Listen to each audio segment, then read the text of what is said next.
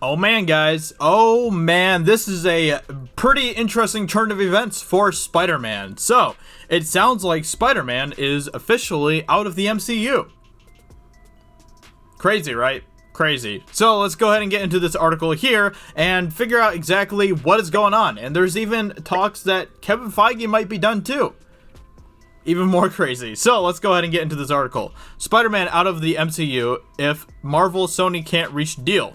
Update. So that was kind of something that was being speculated for a while. There was even talks of like, Spider-Man might not be a part of Marvel if Spider-Man Far From Home doesn't do $1 billion, but it did do $1 billion in theaters. So there must be something else going on here. So let's go ahead and see what they have to say here. The story has been updated since original published with new reports from the trades and our own sources. Spider-Man's future in the MCU remains unclear due to a series of reports detailing a breakdown of negotiations between Sony Pictures and Disney Marvel. Deadline first reported that Marvel will not produce any further Spider-Man films in the Marvel Cinematic Universe due to an inability between Sony Pictures and Disney to reach new terms that would have given Disney a co-financing stake moving forward. Later, Variety made Spider-Man's fate seem a bit murkier, reporting that Sony and Marvel have reached an impasse in negotiations, but that a source indicates a deal might still be reached between Disney and Sony. One source has informed IGN that negotiations are ongoing. Meanwhile, a separate source tells IGN that Deadline's initial report is accurate.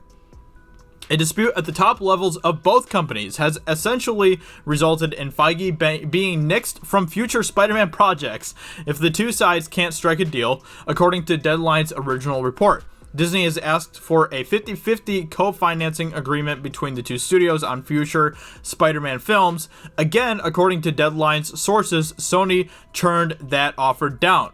Sony proposed keeping the arrangement similar to the terms that dictated the first two Spider-Man MCU films, such that Disney would only receive 5% of first dollar gross. Disney reportedly refused that deal.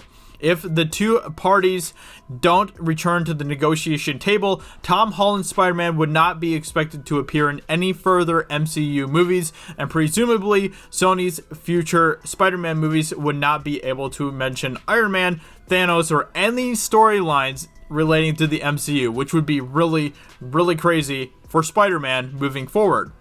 Of course, Deadline's report could be a purposeful leak intended to rile up Marvel fans and force the two companies back to the bargaining table, given how beloved and seemingly integral Holland's iteration of Spider-Man is in the MCU, which is, it is kind of weird because they basically have been painting the picture that he's kind of like the new face of the MCU. He's going to be like the new Tony Stark. Is kind of the things that they've been alluding to, especially with like Spider-Man Far From Home.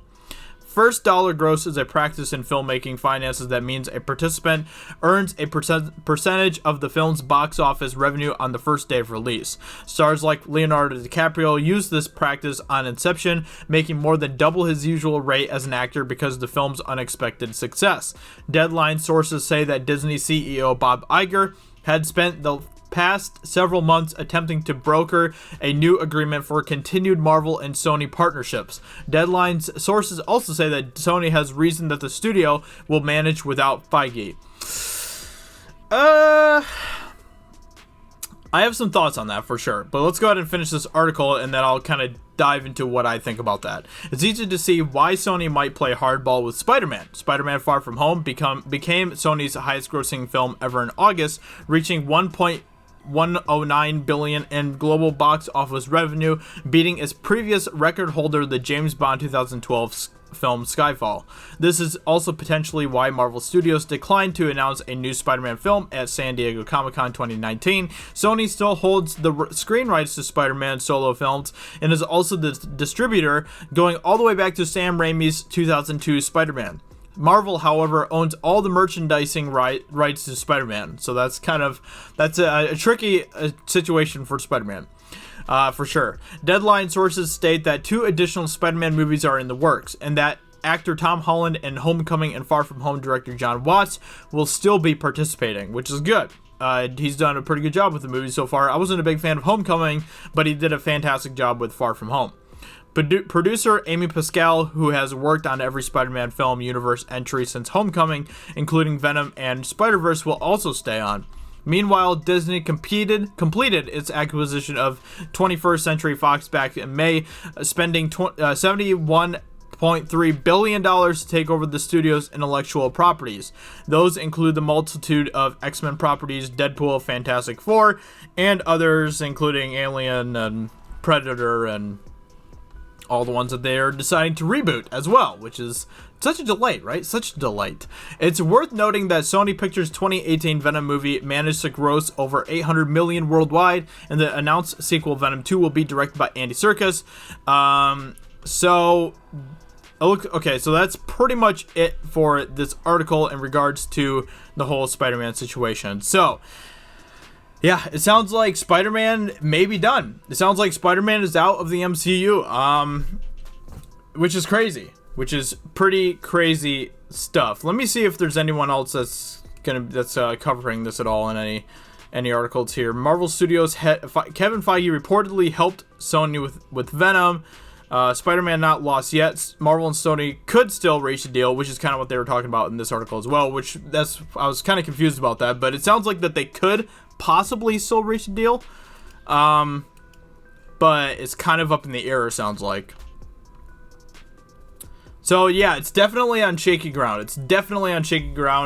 And I can understand why Sony would want to separate in some ways, but at the same time, I think it is way smarter for Sony to keep Spider-Man part of the MCU. Overall, I think that is a much better pragmatic decision for Sony than it is to keep him separate from the MCU.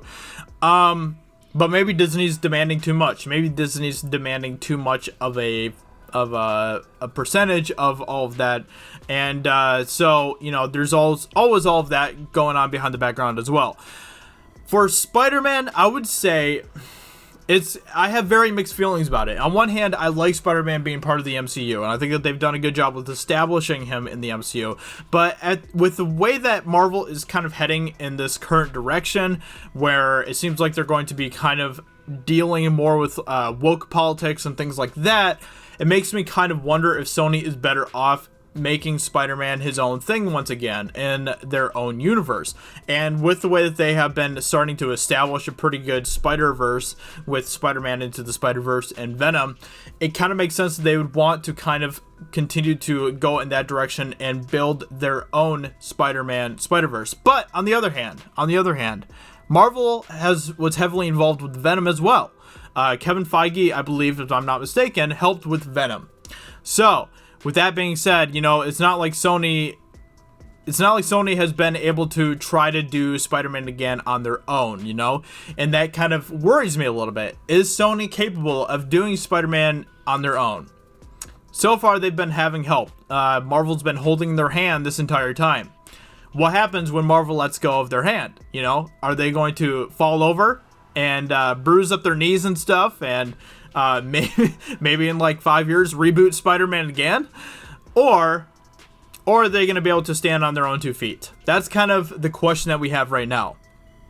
And it's a very, very complicated, mixed bag right now as far as answering that question. There's definitely multiple truths here where, you kind of have pros and cons on both sides. It's really hard to determine at this point what is best for Spider-Man, because from a creative standpoint, I think that Spider-Man would be better off just doing his own thing, because Disney, Marvel, their entire system right now is just continuing to just become more and more of some sort of machine type of thing. It's just they're just continuing to just churn out movie after movie, and that machine that they're using is just becoming more woke. And I don't really know if I want Spider-Man to be involved with that. But on the other hand, I don't know if Sony is capable of doing it on their own. That's my concern. So I can't really say one way or the other what I think about this at this point, but this is definitely interesting news, and I'll keep you guys updated as we learn more information about this. What do you think about this? What do you think about Spider-Man potentially not being in the MCU moving forward? I don't know. I don't know what to think at this point. But maybe I'll do another video, maybe tomorrow or something, after I've thought about it a little more, and I'll let you guys know kind of more of what I think. So with that being said, hope you guys enjoyed this video, and I'll talk to you all very soon in another video. Talk to you later. Bye.